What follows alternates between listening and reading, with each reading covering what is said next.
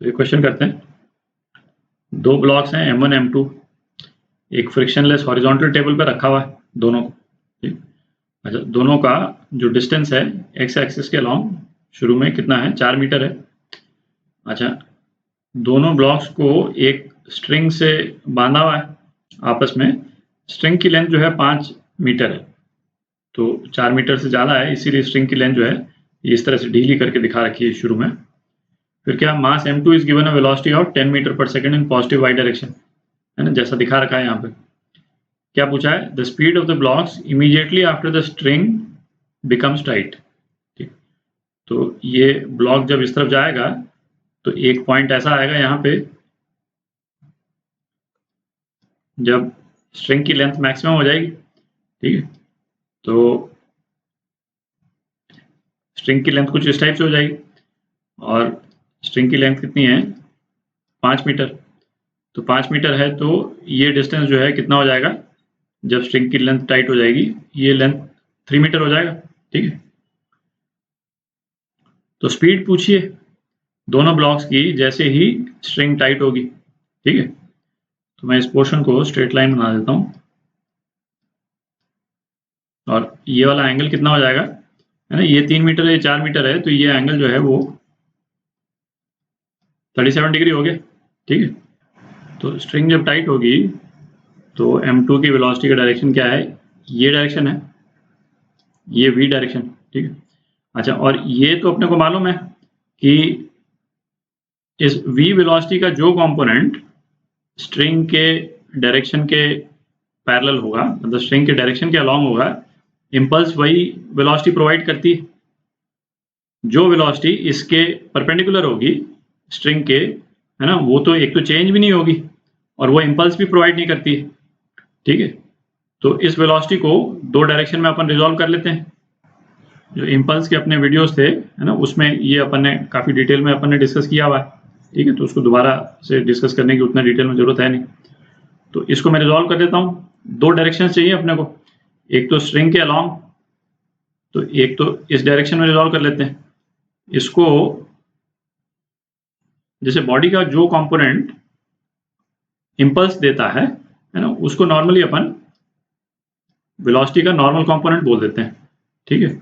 और वेलोसिटी का वो कंपोनेंट जो अफेक्ट नहीं होता है, ठीक है, उसको वेलोसिटी का टेंजेंशियल कंपोनेंट बोल देते हैं, ठीक। तो इसी तरह का नॉमेनक्लेचर अपन ने यूज किया था जब अपन ने लाइन ऑफ इम्पैक्ट डिस्कस किया था, लाइन ऑफ इम्पैक्ट और इंक्लाइंड कोलिजन्स डिस्कस किए थे, ठीक है। तो अब इसको रिजॉल्व करते हैं। तो यहाँ पे ये डॉटेड लाइन बना दें अपन हॉरिजॉन्टल, तो ये एंगल कितना हो जाएगा, ये 37 डिग्री हो जाएगा। तो ये वाला एंगल भी 37 डिग्री हो गया। तो इसको अभी थीटा बोल देते हैं, 37 डिग्री इसको थीटा बोल देते हैं। तो V नॉर्मल ये कितना हो गया, V साइन थीटा, और V टेंजेंट ये कितना हो गया, V कॉस थीटा, ठीक है।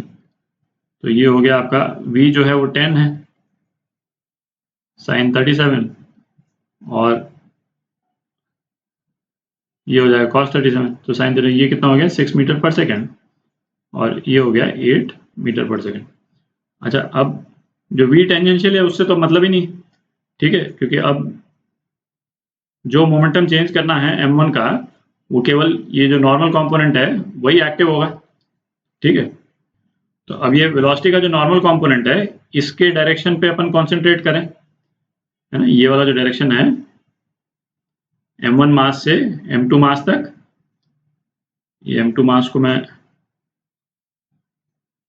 इसमें लिख देता हूँ, ठीक है। और ये जो डायरेक्शन है ना, इस डायरेक्शन पे कंसंट्रेट करते हैं। तो इस डायरेक्शन में स्ट्रिंग टाइट होने के जस्ट पहले मोमेंटम कितना था, M2 Vn, ठीक। ये Vn वेलोसिटी जो है वो तो स्ट्रिंग टाइट होने के जस्ट पहले थी, और स्ट्रिंग जैसी टाइट हो जाएगी तो ये Vn कंपोनेंट चेंज हो जाएगा, Vt चेंज नहीं होगा, ठीक। तो M2 Vn ये कितना हो जाएगा, M1 plus m2 into common velocity. तो कॉमन वेलोसिटी कितनी हो गई, m2 मतलब 2 kgs इंटू vt कितना है, vn 6 है vn अपॉन 3, तो कितना हो गया 4 मीटर पर सेकेंड। कॉमन वेलोसिटी 4 मीटर पर सेकेंड हो गई, तो इसका मतलब m1 मास की फाइनल वेलोसिटी कितनी हो गई, 4 मीटर पर सेकेंड, है ना। द स्पीड पूछिए, तो v1 फाइनल, m1 मास की फाइनल वेलोसिटी, वेलोसिटी नहीं स्पीड, ठीक है। वेलोसिटी में तो डायरेक्शन वगैरह बताना पड़ेगा, तो क्योंकि हमसे स्पीड ही पूछी, तो ये हो गई 4 मीटर पर सेकेंड। और फाइनल स्पीड जो है वो m2 की वो कितनी हो जाएगी, अंडर रूट vt, ये तो चेंज नहीं होगा, है ना। जो कंपोनेंट स्ट्रिंग के परपेंडिकुलर है वो चेंज नहीं होता है, vt square plus vc square, ये वाला कंपोनेंट चेंज हो गया, ठीक है। तो कितना हो गया 64 प्लस 16 अंडर रूट 80, तो ये आ गया आपका 4√5 मीटर पर सेकेंड, ठीक है। तो ये आपका ए पार्ट का ये आंसर आ गया, ठीक है, 4 मीटर पर सेकेंड और 4√5 मीटर पर सेकेंड। अब क्या पूछा है, the impulse experienced by mass m1, ठीक है। तो इम्पल्स का डायरेक्शन क्या होगा, यही डायरेक्शन होगा जो मैंने एरो बना रखी है ना, जे। तो ये क्या है, ये इम्पल्स कौन सा है, impulse on mass m1 by mass m2, इसका ये डायरेक्शन है। और इसी तरह से मास m2 पे m1 का इम्पल्स वो क्या होगा, वो इस डायरेक्शन में होगा, ठीक है। दोनों एक दूसरे पे इम्पल्स लगा रहे हैं, तो और ये ऊपर वाला जो होगा वो होगा इम्पल्स ऑन मास 2 बाय 1, ठीक है।